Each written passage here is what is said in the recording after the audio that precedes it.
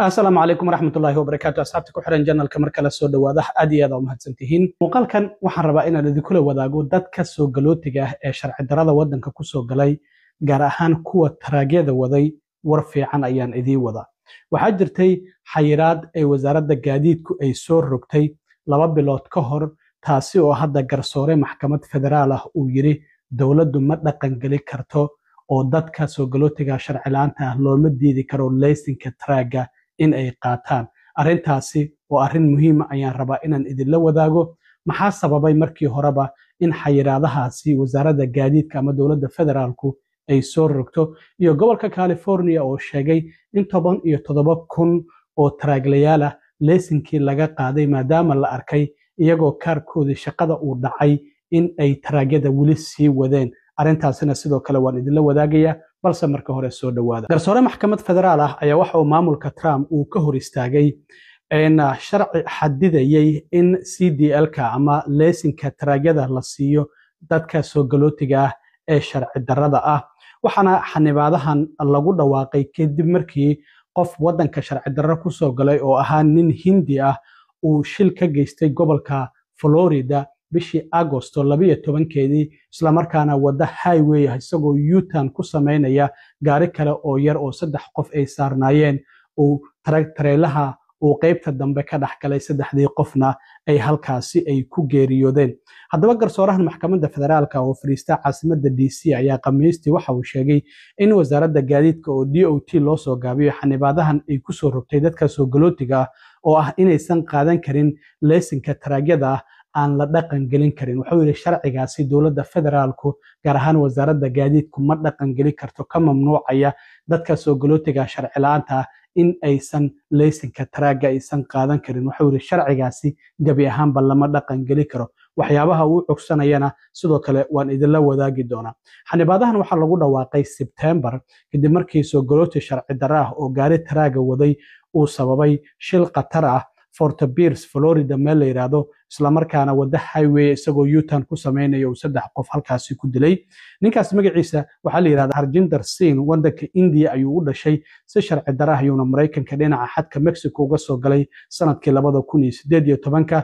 wax dambi malihi ayuuna qirtay, waxaana lagu soo ogay 3 dambi oo ah inuu gaari uu ku geystay dil iyo sidoo kalena 3 dambi oo iyaguna ah dil kadib markii gaarigiisa uu U-turn-kaasi ku sameeyay wadada highway-ga. gaarigii yar oo 3 qof ay wateen oo u dhex galay tareelaha, sidaasina ay ku geeriyoodeen. maxkamaddu sidoo kale waxa ay ku heshay dawladda federaalka in aysan wadooyinkii sharciga ah aysan raacin markii sharcigan ay sameynaysay. markii ay dhahaysay dadka soo galootiga ee sharci darrada ah laysanka taraaga ma qaadan karaan, waxa garsooruhu uu ku helay dawladda federaalku inaysan wadadii sharciga ahayd aysan u marin. waxaa sidoo kale uu sheegay in dawladdu aysan sharaxaad aysan ka bixin sida sharcigan uu wax uga qabanayo badqabka dadka kale ee wadooyinka la isticmaalayo kuwa wada gawaarida taraagyada. marka wuxuu yiri markii sharcigan dawladda federaalku ay ku dhawaaqaysay wadadii sharciga ahaydna ma aysan u marin, mana sharaxin sida sharcigan uu kor ugu qaadayo badqabka dadka kale ee wadooyinka la isticmaalaya dadka gawaarida taraagyada wada. sidoo kale garsooruhu waxa uu yiri hay'adda la yiraahdo Federal Motor Carrier Safety Administration-ka xogteedu waxay muujinaysaa in 5% dhammaanba laysanada taraagada ah ee la wato dadka soo galootiga ah ay wataan. waxaana sidoo kale ay xogtu muujinaysaa in 0.2% boqolkiiba ay ka yihiin shilalka khatarta leh oo ay geystaan dadka wadanka soo galay ee laysanka taraaga wata. ninkan la yiraahdo Singh oo wadanka India ka soo jeeda waxa uu laysanka ka soo qaatay gobolka California kadib markii uu aqoonta guud amaba theory-ga laysanka taraaga marka la qaadanayo imtixaankiisa oo gobolka Washington State 10 jeer uu ku dhacay muddo 2 bilood ah. sidoo kalena waxa uu ku dhacay sidoo kalena air brakes-ka exam-kaasi waxa uu sidoo kale ku dhacay 2 jeer, sida uu sheegay xeerlaaliyaha gobolka Florida oo sidoo kale xaqiijiyay ninkaasi inuu ku dhacay imtixaankii luqadda Englishka iyo sidoo kalena calaamadaha wadooyinka markii wax laga weydiiyana sidoo kale uu ku dhacay. California hadda gobolka California baaritaan uu sameeyay ayaa waxa uu ku ogaaday in dadka soo galootiga ah ee laysanka taraaga wata ay laysinka taraaga iska sii wateen oo ay ku shaqaysanayeen kadib markii kaarkoodii shaqada uu dhacay. taasina waxay horseeday in gobolka California laysinkii uu kala laabto 17,000 oo wadayaal gawaari taraagyaha kadib markii la helay in kaarkoodii shaqadana uu ka dhacay kaararkoodii isla markaana ay taraagaasi ay iska wateen. wasaaradda gaadiidka oo DOT loo soo gaabiyo waxa ay u ogolaanaysaa dadka soo galootiga ah ee haysta 3 visa oo kala duwan in laysinkooda CDL-ka ay sii haystaan muddo sanad ah. markaas kadibna waxaa looga baahnaan doonaa inay soo xaqiijiyaan federal database-ka inay si sharci ah wadankan ku joogaan iyo in kale. waxaa jiray waraaqo hadda loo soo dirayay qaar ka mid ah dadka soo galootiga oo la dhahayay soo cadeeya immigration statuskiina aad wadanka aad ku joogtaan. marka waraaqahaasi ayaa loo soo dirayay dad fara badan oo loo soo dirayna waa ila soo xiriireen. inkastoo hadda sharcigan uu ka mamnuucayay haddii la dhaqan geliyo inta u dhaxaysa 10,000 ilaa iyo 200,000 oo hadda dadka soo galootiga ah ee laysinka haysta, laakiin hadda sharcigan lama dhaqan gelinayo. haddii la dhaqan geli lahaa waxa uu qaban lahaa tiro u dhaxaysa 10,000 ilaa iyo 200,000 oo dadka soo galootiga ah oo laysinka taraaga haysta. taasi waxay hadda micnaheedu tahay in laysinka ay iska sii haysan doonaan ilaa iyo uu ka dhaco. laakiin marka uu ka dhaco haddana waxaa la weydiin doonaa haddii ay doonayaan inay cusboonaysiistaan immigration statuskooda waxa ay wadanka ku joogaan si sharciya may ku joogaan mise sharci darro ayay ku joogaan. haddii sharci darro ay ku joogaan macnaha oo aysan haysan green card iyo amaba passport citizen aysan ahayn waxaa laga yaabaa inaan loo cusboonaysiin.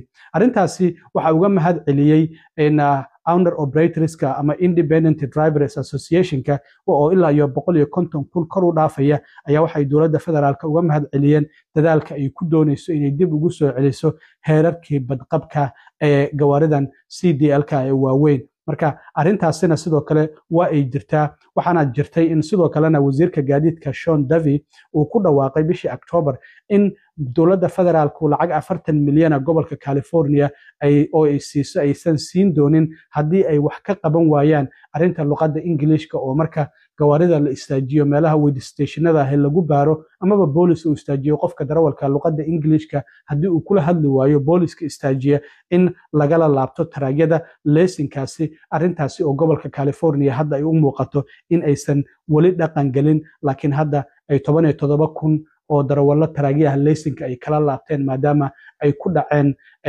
la arkay kaarkoodii shaqada inuu dhacay. wasiirka gaadiidka Sean Duffy kala laabashada gobolka California 17,000 oo wadayaal taraagyaha laysinka ay kala laabteen ayaa waxa uu sheegay in hadda gobolka California uu qiranayo in ay qaladaad ka jireen qaabka laysinka uu u bixinayay. sidaas darteedna hadda la bilaabay in dib u eegis lagu sameeyo dadka laysinada ka soo qaatay guud ahaanba gobolada kala duwan gaar ahaan gobollo uu ka mid yahay gobolka California. waxaana wasiirka gaadiidka uu sheegay toddobaadyo kadib markii gudoomiyaha gobolka California Gavin Newsom uu dhahayay inagu wax qalada ma aanan samaynin hadda waxaan qabanay ayuu yiri iyagoo laysinka kala laabanaya 17,000 oo darawallo oo gawaarida taraagyada ah kuwaasi oo lagu helay in kaararkoodii shaqada ay dhaceen isla markaana taraagyada ay iska sii wateen. waxa uu sheegay in hadda arrintan ay sii socon doonto oo gobolka California dadka laysinada haysta oo ku shaqeeya guud ahaanba dib u eegis lagu samayn doono. waxaana sidoo kale ka mid ah semi truckska iyo weliba school buseska dadka wadana ayagana sidoo kale dib u eegis lagu samayn doono laysinka qaabkii ay ku soo qaateen iyo weliba in hadda qaab sharci ay ku wataan oo kaararkooda shaqada ay weli valid yihiin. marka sharcigii ka mamnuucayay dadka sharci darada wadanka ku jooga in laysinka aysan qaadan karin waxaa muuqata hadda garsoorahan federaalka ah in uu yiri lama dhaqan geli karo. marka hadda kadib dadka qaadanaya waxaa laga yaabaa in dowladdu ay ku xirto waxa ay wadanka ku joogaan inay qaab sharciya ku joogaan iyo in kale, laakiin kuwa haysta ilaa uu ka dhacayo hadda waa ay sii wadan karaan. laakiin marka uu ka dhaco ayaa waxaa la weydiin doonaa iyagana immigration statuskooda amaba qaabka ay wadanka ku joogaan ma qaab sharci ah mise waa qaab sharci darro. marka haddii ay cadeyn waayaan inay qaab sharci ku joogaan macnaheedu waxay tahay inaan laysinkaasi aan loo cusboonaysiin karin. gobolada qaar hadda waxay ku qorayaan sida Minnesota kale laysinada taraagyada inuu temporary yahay ama ku meel gaar uu yahay. sidaas darteed dad fara badan ayaa waxay isku dayeen xitaa inay bedeshaan adresska oo laysinka ay ku soo qortaan oo la yiri ma laydin cusboonin ma laydin bedeli karo arrintaasina sidoo kale dad fara badan ayay qabatay oo hadda wadanka sharci darro ku jooga maadaama hadda dowladdu ay adkaynayso sharciyada laysinka traga maadaama shilal fara badan ay geysteen hadda bishii hore waxaa jirtay sidoo kalena California in nin kale oo Hindiya oo traaglaha isagoo cabsan gaari wada uu shil ku dilay ilaa iyo 3 qof tiro kalena uu ku dhaawacay marka dawladdu arrintaasi waxa ay ku dhiirigelinaysaa marka in baaritaan lagu sii sameeyo qaabka dadkan laysinka ay ku soo qaateen ma qaab sharci ah ay ku soo qaateen haddana qaab sharci ah may ku wadaan gawaaridan taraagyada ah oo 18 wheelers ka leeyahay isla markaana haddii ay shir kalaan qatar weyn oo dhimasho iyo dhaawacba geysan kara aad iyo aad u mahadsantiin asxaabta intaan mar kale kulmi doono waa saaxiibkiin cilmi waaro idin la sida iyo nabadgelyo